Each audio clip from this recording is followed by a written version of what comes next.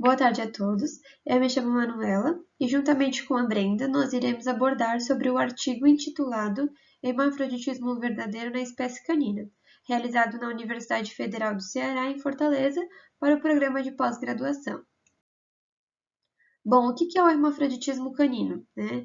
Ou intersexo?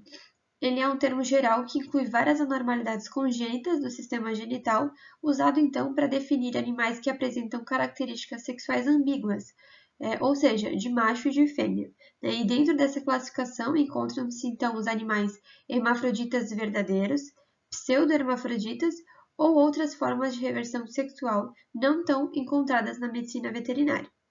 A ocorrência se dá em animais domésticos, principalmente em suínos e caprinos. Não é tão comum verificar em equinos, cães, ovinos e bovinos, mas a sua prevalência pode variar muito entre as linhagens, raça, espécies e cruzamentos consanguíneos. Esses cruzamentos consanguíneos geralmente não é por escolha, né, e sim por falta de macho reprodutor. Então, o hermafroditismo verdadeiro, né, são indivíduos com tecido testicular e ovariano em uma única gônada, os chamados ovotestes, ou em gônadas separadas.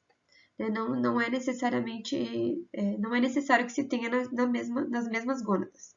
Clinicamente, eles apresentam os mais variados graus de ambiguidade genital, né?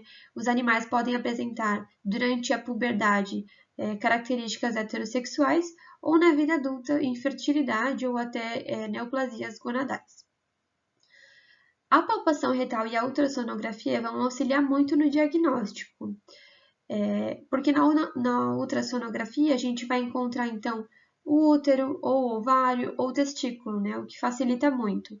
Mas é necessário a constatação histológica, né, do tecido gonadal feminino e masculino no mesmo indivíduo, mas não necessariamente na mesma gônada.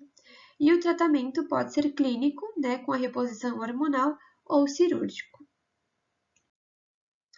Então, o artigo traz um caso clínico, né, que tem o objetivo de abordar um caso de hermafroditismo canino com fenótipo masculino, descrevendo os achados anatômicos encontrados e avaliando os níveis hormonais encontrados para a classificação do tipo de hermafroditismo apresentado.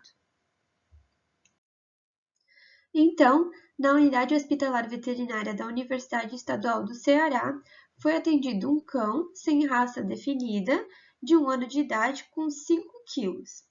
E o tutor, o proprietário, levou o animal, né, com a queixa principal de uma fenda caudal à cicatriz umbilical, no quadrante inferior do abdômen. Então, essa imagem foi trazida no artigo, né, e as letras ilustram bem o que se refere. Então, na letra A, a gente vê a fenda na região abdominal do animal. Anterior a isso, a gente vê o prepúcio. Posterior, a gente vê o pênis pequeno, a funcional. E na letra D, a gente vê os 2 testículos, cada um no saco escrotal. Foi realizado um exame físico e clínico, né, e o animal apresentou temperatura retal normal, mucosas normocuradas, tempo de preenchimento capilar, que é o TPC, normal, linfonodos não palpáveis e score corporal satisfatório, ou seja, tudo dentro da normalidade. Na região pubiana, foi possível constatar 2 testículos, cada um numa bolsa escrotal, né, separados então pela fenda, né, um do lado esquerdo e outro do lado direito. Presença de prepúcio na região mais anterior, né, e havia uma formação semelhante a um pênis, mas completamente afuncional e sem a presença do osso peniano. E a fenda persistia até a região logo abaixo do ânus, onde então foi encontrado a uretra.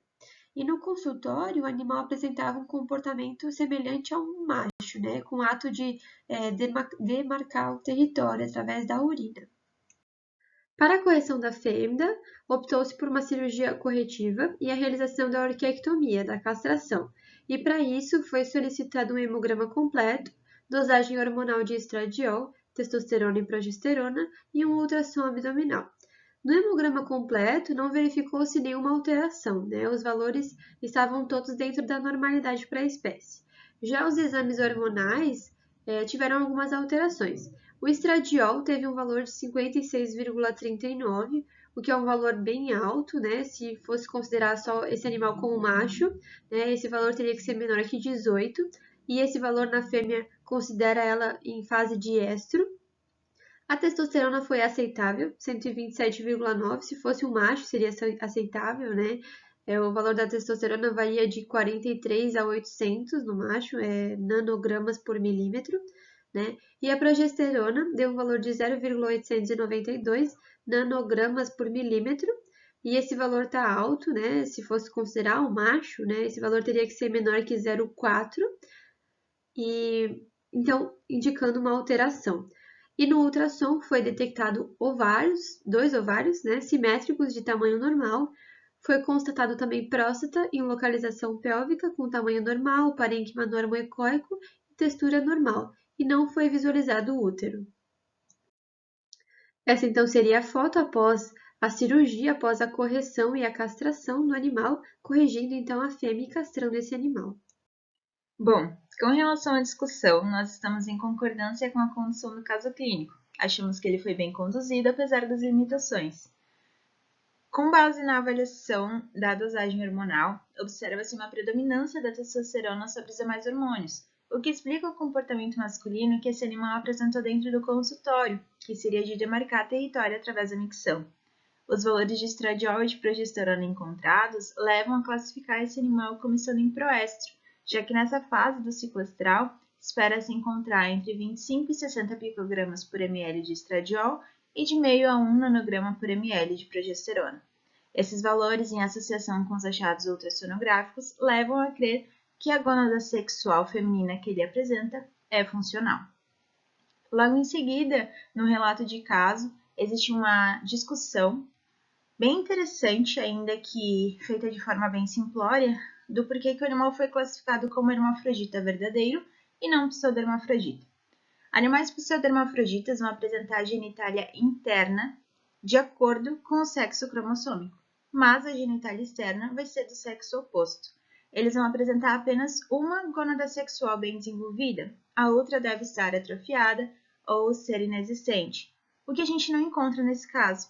Esse cão ele possuía então ovário, testículo e próstata, ou seja, por conta disso, por conta da existência dessas gônadas e levando em consideração a dosagem hormonal, ele foi classificado como sendo hermafrodita verdadeiro. Como a Manuela citou lá no começo, os hermafroditas verdadeiros apresentam diferentes graus de ambiguidade genital. Como assim? Esse cão em questão ele apresentava fenda uretral e o orifício uretral localizado logo abaixo do ânus, que seria uma localização semelhante à que a gente espera encontrar em fêmea. Porém, ele apresentava também prepúcio e uma estrutura semelhante a um pênis. Então, são características que variam, né? A apresentação genital dele externa vai variar de animal para animal, de hermafrodita para hermafrodita. O que a gente precisa encontrar no animal para considerar ele um hermafrodita verdadeiro é possuir tecido ovariano e testicular funcional, seja em gônadas separadas, como era o caso em questão, ou em uma única gônada, que é chamada de ovotestes. Porém, o diagnóstico final depende do exame histológico. Ele deve comprovar o hermafroditismo. Nesse caso, a gente não sabe porque não foi realizado, eles não justificaram nem no desenvolvimento nem na discussão, mas é imprescindível que ele seja feito. No laudo deve constar a presença de tecido ovariano, com folículos ou corpo albicans e de tecido testicular, com túbulos seminíferos, espermatogônias e espermatozoides. Só a presença de estroma fibroso e de células de Leydig não vão configurar tecido ovariano nem tecido testicular. É importante também nesses casos realizar o exame citogenético para saber qual é o sexo cromossômico desse animal. Por quê? Para fins de estudos principalmente, para avaliar se o sexo cromossômico dele corresponde ao sexo comportamental. Em muitos casos é feito para ver se bate com o sexo gonadal, mas nesse caso não faria sentido, já que ele apresenta as duas gônadas sexuais. E principalmente para fins de estudos e não para o diagnóstico da doença, da intersexualidade, porque não existe uma regra para hermafroditismo, né? E por fim, para encerrar, como eu já disse antes, Nós estamos em concordância com a condição clínica e com o diagnóstico, apesar das limitações. Lógico, se o caso fosse nosso, nós conduziríamos de uma forma bem semelhante, mas tentaríamos realizar o exame citogenético para fins de estudo e o exame histológico para ter esse diagnóstico final com o laudo de hermafroditismo verdadeiro. Nós achamos o caso bem interessante, mas fica algumas lacunas em aberto, algumas perguntas sem resposta. Nós sabemos que relato de caso não dá para colocar tudo, não tem como ter resposta para tudo, e a gente não sabe se essas informações foram obtidas, se foi acompanhado ou não, mas nós achamos que valeria a pena acompanhar esse paciente ao longo da vida. Por quê? É um paciente muito jovem, é um paciente com apenas 1 ano de idade. Até o momento, teve uma predominância da testosterona sobre os demais hormônios, por isso ele apresentava esse comportamento masculino. Mas será que com o passar dos anos, ele provavelmente tem uma expectativa de vida média longa? Será que esse comportamento não vai se inverter? Será que esse quadro vai permanecer o mesmo e ele vai ter esse comportamento masculino para o resto da vida? Ou ele vai começar a apresentar características comportamentais do sexo oposto? Será que ele não vai começar a apresentar características comportamentais femininas? A gente não sabe, a gente não tem acesso às informações. E também uma coisa que a gente sentiu um pouco de falta foi com relação a estudos sobre fertilidade.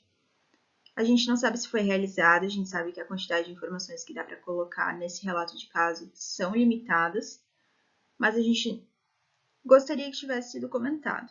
Achamos que seria interessante para esse caso saber. Por mais que existam esses detalhes, que talvez faríamos diferente se o caso estivesse em nossas mãos, nós achamos ele bem conduzido sim. Foram essas as nossas considerações sobre o relato de caso, e a gente fica à disposição caso vocês tenham alguma dúvida com relação a ele, e ficaremos bem felizes em respondê-las. Obrigada!